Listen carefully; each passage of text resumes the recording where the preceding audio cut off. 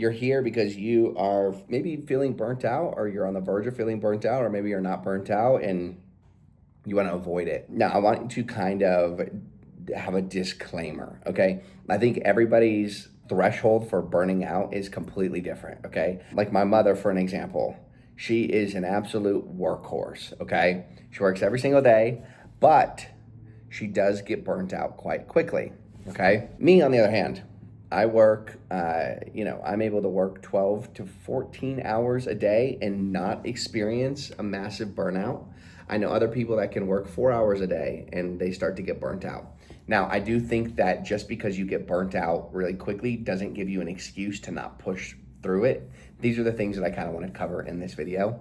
And I specifically want to talk about how I have dealt with burnout, because I think that you can increase your threshold in the same way that if you consume nicotine at all, the first nic rips in the beginning they buzz you up. But later down the line, you don't get, you know what I mean? Then they don't hit you as much. So one thing to know, I have like chronic ADHD, okay? You'll see me kind of like bugging my body over and over, like throughout the video, and I'll stop now. Otherwise you're gonna, hyper focus on it and it's gonna irritate you. But I have like really, really, really bad ADHD. And so in order for me to just sit and focus on one thing is a difficult thing for me to do.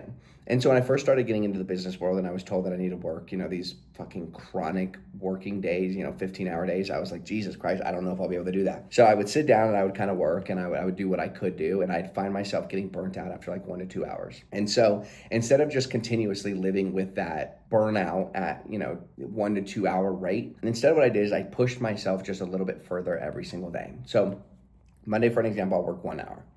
Tuesday, I'll work 1 hour and 10 minutes. The next day, Wednesday, I'll work 1 hour and 20 minutes, or 1 hour and 30 minutes. Thursday, I'll work 1 hour and 40 minutes. Friday, I'll work 1 hour and 50 minutes. Then Saturday, I'll work 2 hours. And I was continuously increasing this. And I would find myself hitting these blocks where I'd be able to work up until like 4 hours. And then any point past 4 hours, the deep work started to decline. I started to get a little distracted, okay? So then I continued doing this for a while. And I was honestly proud of myself, because a lot of people that I speak to in this day and age cannot just sit and work genuinely deep work for 4 hours, okay? It's not a very common thing. Most people cannot work for 4 hours straight without any distractions. So anyway, I tried to kind of increase it. I tried to go to like 4 hours and 10 minutes, but I found myself still just kind of getting distracted, okay? And so what I did was, instead of digging deeper into just trying to push myself through it, I looked around myself and looked at the things that I was getting distracted with. And some of the things that I get distracted with were like random notifications on my computer. So I was like, okay, and then my phone, and then random things within, like on my desk. For an example, I had like a little toy car or a Rubik's Cube, something. And then I was like, okay, similar to the gym, if I only focus on my bench press, then my bench press is only going to exceed as much as it can without utilizing my back, which means there's going to be an area in which I plateau, okay? And I cannot bench press anymore until I start working on my back. And then once you start working on your back, then you can bench press more, okay? And so I understood this concept early on. And so I looked at my work schedule and I said, okay, I'm doing everything I can mentally to some degree, but I do need a little bit of help. And so I turned off the notifications on my computer. I wrote down all of the things that I typically was getting distracted with day in and day out. And I started to ostracize them from my work environment, okay? I started working without my phone in my office. I would leave it in my bedroom plugged in. I turned off the notifications on my computer from the applications that were distracting me. And I removed anything and everything from my desk. And so if you've seen any of my vlogs or anything, you'll see my desk has nothing on it. Like right now, the only thing on my desk is a bottle of water, a mug that I drink tea out of, and then my computer. That's literally it. And then this little SIM card because I'm filming. That's it. That's literally it. It's the only things that I have on my desk. And the reason why I do this is because this then allows you to ostracize the things that are distracting you, and then you don't get distracted when your brain starts to deplete as you're pulling in long deep work hours. And so I found my 4-hour work session instantly increased to 5 to 10 hours, okay? And this was it was based on the day. And I was very curious, like why some days I am able to sleep or not sleep. I wonder why some days I'm able to work 5 consistently and some days I'm able to only work or I'm able to work 10 consistently.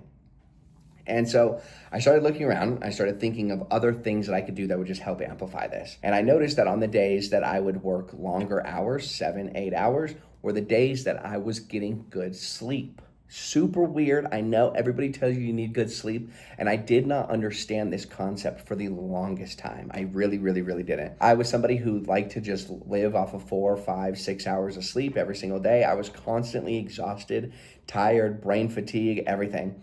But I realized that the days that I was getting the more work in were days that I just wasn't tired. And I knew this because I was so used to being tired that the days that I wasn't tired, I was thinking to myself, I was like, man, you feel good today. Like, this feels great. I could feel that I had more energy. And so it was very apparent to me that the days that I would sleep good were the days that I could work longer hours. Okay, so then I started implementing more amounts of sleep. I would start sleeping a minimum of 8 hours a night. And I think I still sleep about 8 hours a night. I go to sleep at about 9:30 is by the time I actually fall asleep. I probably lay in bed at like 9:15, maybe 9:20. I fall asleep really, really, really quickly because I have such a strict regimen. And then I wake up at 5 a.m. So I don't know how many hours that is on the top of my head, but I get good sleep every single night now. And I find myself having a lot of energy, which is something I never really felt before. Like right now, I feel great. I have so much energy. My brain is working clearly. I'm thinking straight. I'm speaking correctly. Like these are things that I notice when I sleep better, and it helps me work longer hours. The next thing that I started to do that I started to realize is the days that I would go to bed or, right after drinking or eating a lot of sugar, or days that I, like the previous day, if I ate a lot of sugar and a lot of junk food, then the next day I would have a lesser work day because my brain was so fatigued, which then by extension made me not think clearly, which then by extension made me feel like I didn't have anything to do, which then by extension made me tired. And so then I wouldn't get very good work done and I'd get distracted and I'd stop working. So I started eating better. I'm not like a crazy biohacker or anything, but like I started eating healthier. Like in the morning, instead of eating like some Fruity Pebbles, I eat pasture raised eggs or whatever, the good eggs. And then I eat steak for dinner, and lunch I eat some kind of like protein chicken rice. I eat very plain meals, but they're all whole foods. They're very good. And that right there helped my mental cognitive abilities to quit depleting randomly. Okay, so kind of like backtrack. First and foremost, remove all of the distractions that are in your environment. 2, eat healthier.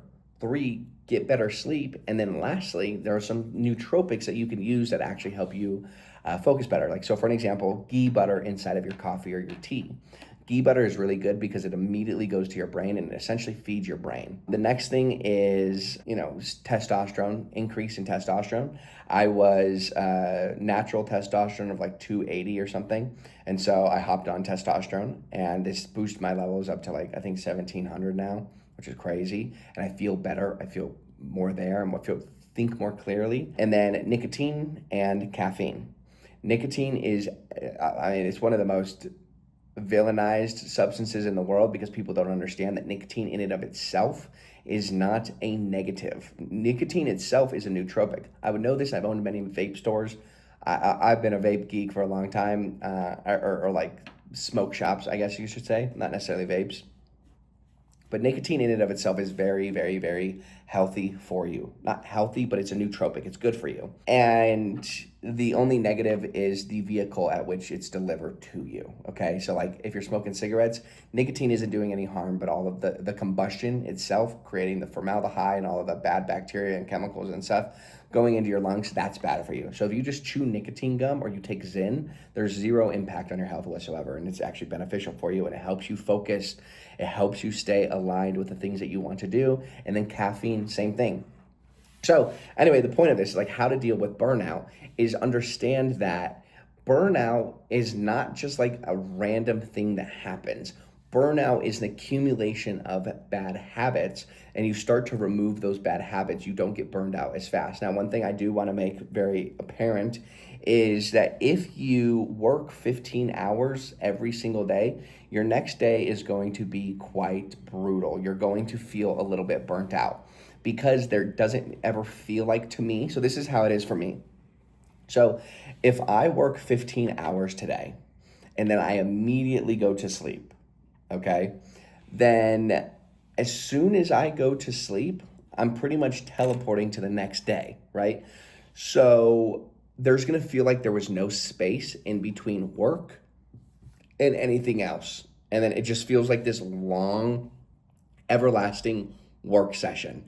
And that is brutal to me anyway. It definitely, it hits me pretty hard, okay? And I understand that you have like the Tate brothers that say, burnout, or what are you, gay? Like, you're not a superhuman, whatever. They have a life in which they go out and drive supercars all day and enjoy life every single day. But since they vlog, they're working, okay? Now, if your work is sitting in an office and just sitting in your chair, just actually deep working, it's a lot different than how they work. There's nothing wrong with that. I'm not saying that. What you need to understand is that is a separation between like deep work and regular work. So one of the things I like to do is I like to work for like 12 hours a day instead of 15, so I don't feel like I'm teleporting into the next day, right? And then just constantly having this long work session. And instead, I work for about 12 hours a day, deep work, and then I go to the gym and then I come home. I just like to study. I like to read and I like to learn stuff. And then by the time I'm done, I go to bed and I wake up and I feel like there was a gap in between working and everything else. I feel like there's an actual gap. And so then I wake up and I'm excited to get back on the computer and whatnot. I kind of think of it like video games. I used to play a lot of video games when I was younger, probably like 20 hours of video games every single day. It was bad. But anyway, I'd play video games all day, and then near the end, I was so burnt out. I'm like not even playing good anymore because I'm so tired. And then I was like, man, I'm gonna take a break from video games because I was just so exhausted from it. And then I'd wake up the next day and I was ready to play video games again. You know what I mean? That's kind of similar how it is for me with work. And I've learned to be aware of that. Sometimes I would, think I'm just burnt out and I never want to work anymore. And I was kind of nervous if like this was just going to be who I was, and I was going to need to just discipline through it. Or, but then I obviously found out that it had nothing to do with it. It had everything to do with the fact that you just do get day-to-day burnout. I think it'd be very difficult to like burn out and need like months or if not years of time to recover. I recover in just a few hours, but giving yourself that separation. I would not recommend giving yourself any type of breaks throughout the day because getting started is already difficult enough. Taking a break and then getting started again is even more difficult because your brain in the morning is a lot more cognitively there and ready to get working than it is halfway through the day. So don't take breaks in between. Just pull one long session. You're going to be more productive, more efficient, get a lot more things done if you do it that way. But anyway, this is how I deal with burnout, and maybe it can help you as well deal with burnout and just be productive, essentially. Peace out.